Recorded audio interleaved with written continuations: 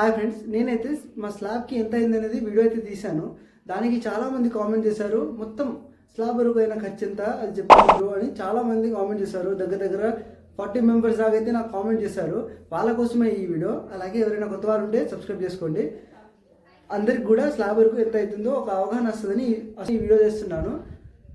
First నేనైతే బేస్మెంట్కి ఎంత అయింది అనేది ఒక వీడియో అయితే చేశాను.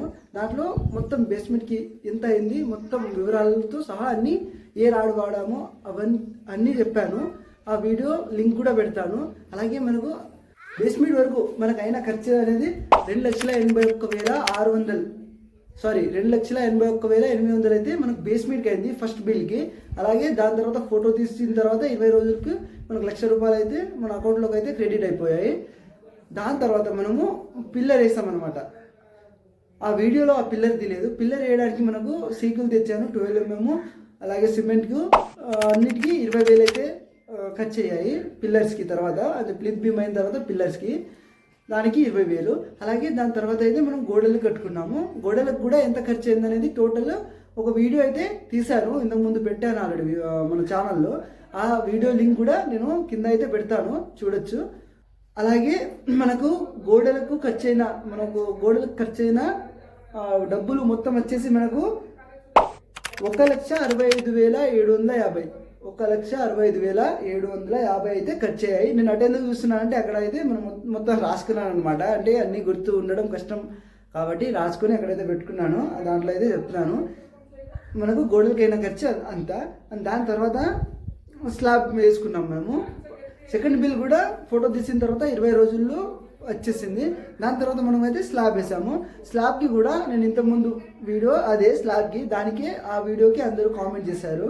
స్లాబ్కి ఎంత అనేది నేను ఆ వీడియోలో చెప్పాను, దీంట్లో కూడా చెప్తాను.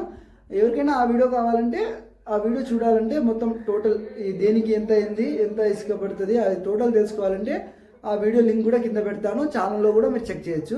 మనకు స్లాబ్ అయిన ఖర్చు 2,08,250 స్లాబ్కి మొత్తం ఖర్చు అనేది అంత అయింది.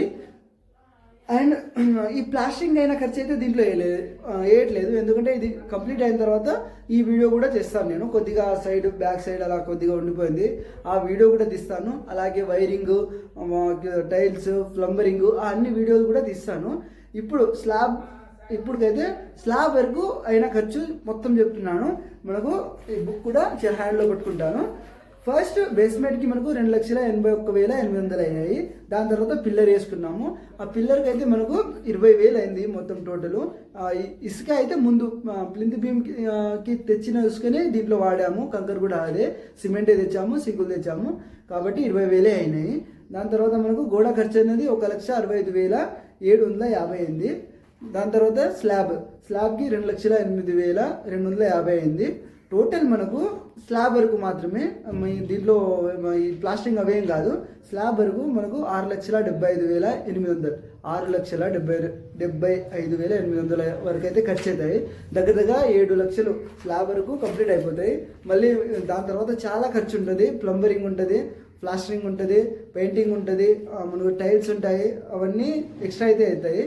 ఆ వీడియోస్ కూడా తీసి పెడతాను, అందుకోసమే అందరూ సబ్స్క్రైబ్ చేసుకోండి. ఇదే అండి ఈరోజు video. Thank you for watching.